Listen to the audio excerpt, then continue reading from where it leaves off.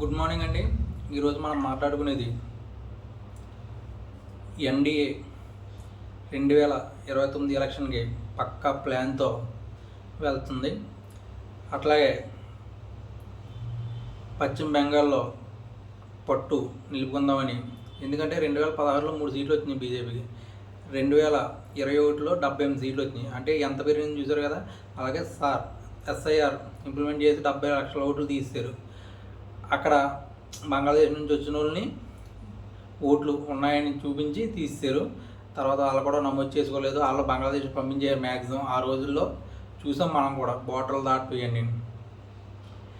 అలా అక్కడ ప్లాన్. అలాగే బీహార్లో నితీష్ కుమార్ గారికి రైల్వే శాఖ ఇచ్చి, వాళ్ళ అబ్బాయికి డిప్యూటీ సీఎం ఇచ్చి బీజేపీ నుంచి ఒకరిని ముఖ్యమంత్రి చేయాలని అక్కడ ప్లాన్. ఎందుకంటే ఆర్జేడీ కన్నా బీజేపీకే సీట్లు ఎక్కువ వచ్చినాయి. అలాగే నితీష్ కుమార్ గారు కూడా రైల్వే శాఖకి అంతకుముందు కూడా చేశారు. ఆయన కూడా ఒప్పుకున్నారు. నెక్స్ట్ కేరళలో కొచ్చిలో మొన్న మేయర్ ఎలక్షన్స్లో నగ్గింది బీజేపీ. నెక్స్ట్ 2016లో ఒక్క ఎమ్మెల్యే సీట్ వచ్చింది. కానీ 2021లో ఒక సీట్ కూడా రాలేదు. మళ్ళీ 2024లో గోపి గారు నగ్గారు, ఆయన సెంట్రల్ మినిస్టర్ పదవి కూడా ఇచ్చారు. ఇలా చెప్పుకుంటూ పోతే ఎక్కువగా క్రిస్టియన్ మైనారిటీ ఓట్లు ఉన్నాయో ఆ ఏరియాలో బీజేపీ నక్కడం చాలా కష్టం. కానీ ఆ ఏరియాలో పట్టు సాధించాలని ఒక వే. నెక్స్ట్ ఏపీకి వచ్చేటప్పటికి, ఎందుకంటే ఎన్డీఏ కన్వీనర్గా బిఫోర్ వాజ్పేయి గారు ఉన్నప్పుడు ఉన్నారు చంద్రబాబు నాయుడు గారు. ఇప్పుడు కూడా తీసుకురావాలి అని బీజేపీ చూస్తుంది. ఎందుకంటే తర్వాత లోకేష్ గారిని సీఎం చేద్దాం, తర్వాత 2029 తర్వాత పవన్ కళ్యాణ్ గారికి సీఎం ఇచ్చేలా ప్లాన్ చేద్దాం అనుకున్నారు. ఎందుకంటే దానికి ఆల్రెడీ పక్కా ప్లాన్ రెడీ చేశారు. అలాగే దాన్ని ప్రపోజల్ పెట్టారు. దాన్ని చంద్రబాబు నాయుడు గారు ఒప్పుకోలేదు. ఎందుకంటే ఇప్పుడు అమరావతిని డెవలప్ చేయాలి, 1,00,000 కోట్లు పెట్టుబడులు వచ్చినాయి, నన్ను చూసి వచ్చినాయి, అందుకని ఇప్పుడైతే అని అన్నారు. దాన్ని కూడా యాక్సెప్ట్ చేయలేదు. అలాగే ఎన్డీఏ కన్వీనర్ కింద ఇస్తే తీసుకుంటాను అని మాత్రం అన్నారు. అలాగే దక్షిణాదికి ఎన్డీఏ కన్వీనర్ కింద పవన్ కళ్యాణ్ గారు ఆయన ఇమేజ్ వాడుకోవాలని చూస్తున్నారు. అలాగే తమిళనాడులో కూడా ఎక్కువ మైనారిటీ ఓట్లు ఉంటాయి, అందుకని అక్కడ ప్రాంతీయత ఎక్కువ కాబట్టి అక్కడ బోట్స్ కూడా అన్ని తమిళనాడులోనే ఉంటాయి. అలాగే ఆ ఏరియాలో మనం కూడా బలపడాలని ఆల్రెడీ విజయ్ని తీసుకుందామని ట్రై చేయరు. విజయ్ వాళ్ళ ఫాదర్ ఏమన్నారంటే, మేము కాంగ్రెస్తో అన్న కలుస్తాం కానీ బీజేపీతో కలవన. అలాగే నెక్స్ట్ సంగీతని విజయ్ వాళ్ళ వైఫ్ని బయటికి తీసుకొచ్చి ఎలా ఏం చేయాలో అది చేశారు. అలాగే ఇప్పుడు త్రిషాతో డైరెక్ట్ పెళ్ళికి వెళ్ళిపోవడం, ఇవన్నిటిలో విజయ్ పార్టీ మ్యాక్సిమం 10 సీట్స్ కన్నా ఎక్కువ రావు. ఏదన్నా సరే మెయిన్ పోటీ మాత్రం స్టాలిన్కి, పళనిస్వామికి, అన్న డిఎంకేకి. ఈ రెండు మెయిన్.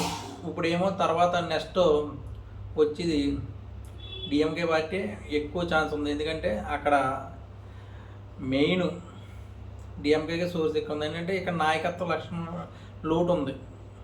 అన్న డిఎంకేలో కానీ బీజేపీలో కానీ విజయ్ కానీ కలిస్తే అప్పుడు ఫైట్ గట్టిగా ఉంటుంది. ఎందుకంటే డిఎంకేకి ఆల్రెడీ 40% ఓటు బ్యాంక్ ఉంది కాబట్టి ఆల్రెడీ నెక్స్ట్ కూడా వచ్చే అవకాశం ఉంది. ఎందుకంటే అంతకుముందు తమిళనాడుకి ఇద్దరు టఫ్ ఉండేవారు, కరుణానిధి గారు కానీ జయలలిత గారు కానీ ఇప్పుడు వచ్చేటప్పటికి మాత్రం అన్న డిఎంకే ఫుల్గా వీక్ అయిపోయింది. అలాగే నెక్స్ట్ పళనిస్వామి కూడా పెద్ద యాక్టివ్ లీడర్ ఏం కాదు, దాని మీద ఆ పార్టీకి ఎక్కువగా ఛాన్సెస్ లేవు. అలాగే నెక్స్ట్ విజయ్ గారు వస్తే మాత్రం ఫైట్ గట్టిగా ఉంటుంది. అలాగే ఇప్పుడున్న మినిస్టర్ల మీద అవినీతి ఆరోపణలు నెక్స్ట్ అవినీతి ఎక్కువ చేస్తున్నారు అన్నది మెయిన్ ఉంది.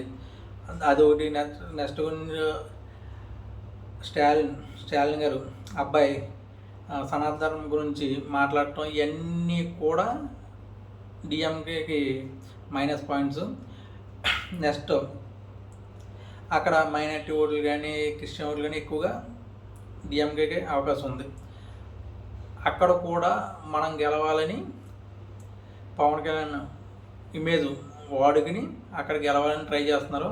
కానీ అక్కడ మాత్రం చాలా కష్టం. ఇంకా ఏపీలోకి వస్తే చంద్రబాబు నాయుడు గారిని ఎన్డీఏ కన్వీనర్ కింద ఉప ప్రధాని చేయాలని ప్లాన్ చేయరు. లోకేష్ గారిని సీఎం చేసేలాగా.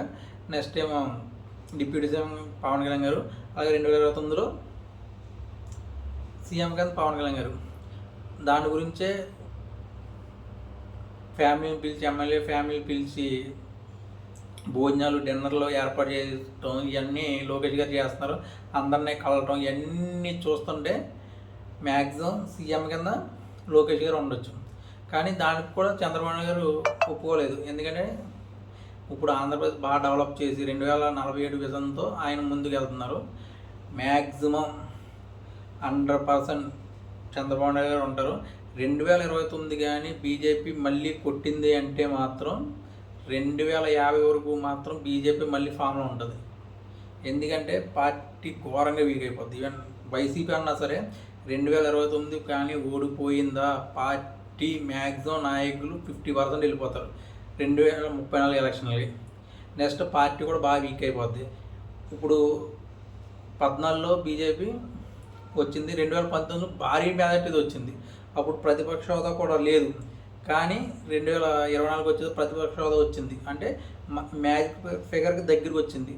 అందుకని ఆ భయంతో, ఎందుకంటే 3 సార్లు చూసారు, 4వసారి చూస్తారని నమ్మకం లేదు. కానీ ఏంటంటే 99% అయితే బీజేపీకి అవకాశం ఉంది.